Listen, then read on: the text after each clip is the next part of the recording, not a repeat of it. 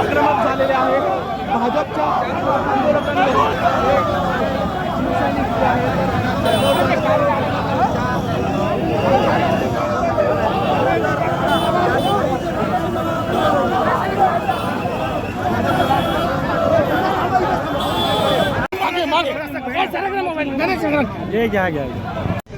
आदित्य ठाकरे उत्तर द्या, उत्तर द्या, उत्तर द्या, उत्तर द्या। बदलापूरच्या चिमुकलीवर राजकारण करणारे आदित्य ठाकरे दिशा साल्यांवर बोलणार का? बोलणार का? बोलणार का? बदलापूरच्या चिमुकलीवर राजकारण करणारे आदित्य ठाकरे दिशा साल्यांवर बोलणार का? बोलणार का? बोलणार का?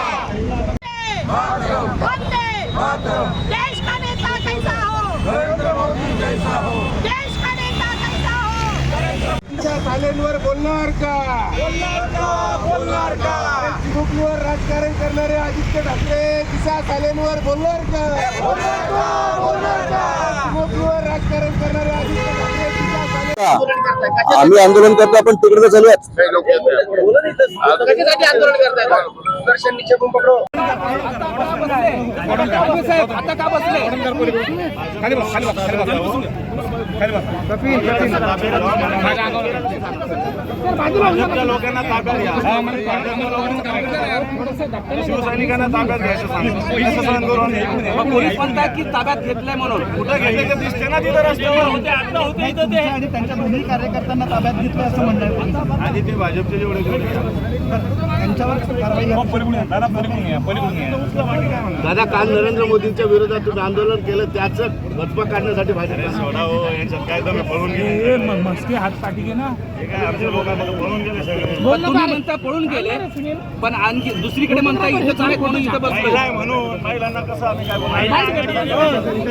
आता या बसण्याचा अर्थ काय घ्यायचा? पोलिसांनी काय करावं? पण यामुळं इथं कायदा सुव्यवस्थेचा प्रश्न निर्माण झालाय। जालना रोड आहे, तुम्हाला माहितच आहे, हे शहराचं हृदय आहे, रस्ता आहे।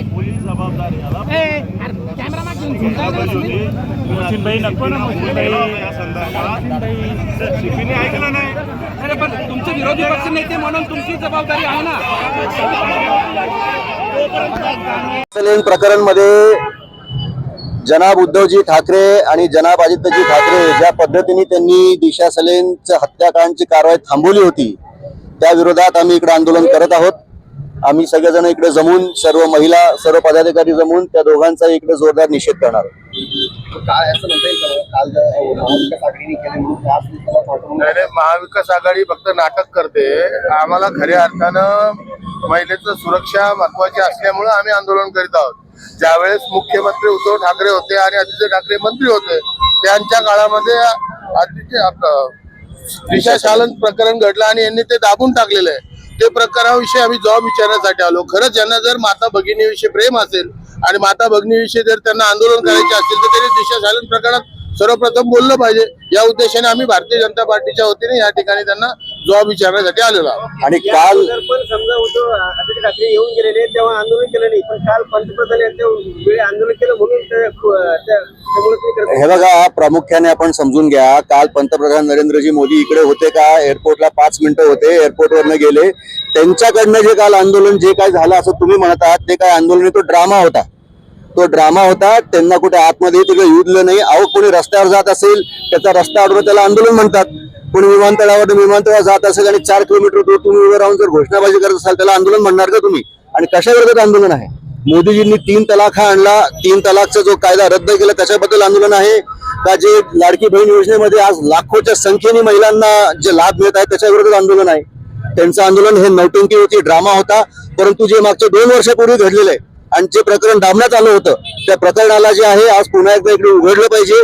ज्या पद्धतीने जनाब आदित्य ठाकरे आणि जनाब उद्धवजी ठाकरे यांनी जाणून बुजून ते प्रकरण दाबलं होतं, त्याला आज पूर्णपणे सर्व महिला एकत्र येऊन ते उघड पाडणार आहेत आणि आम्ही जोरदार आंदोलन करणार आहोत. आम्ही 100% घुसणार. आम्ही त्यांना ज्या विचारणार की त्यावेळेस जेव्हा ते हत्याकांड तिकडे झालं तुम्ही तिकडे होते की नव्हते, हे मीडियामध्ये दाबण्यात आलं होतं. हे प्रकरण कधीही पुढे आलं नाही आणि आता हे प्रकरण पुढे आलं पाहिजे आणि याच्यासाठी आम्ही त्यांना जबाब विचारणार आहे.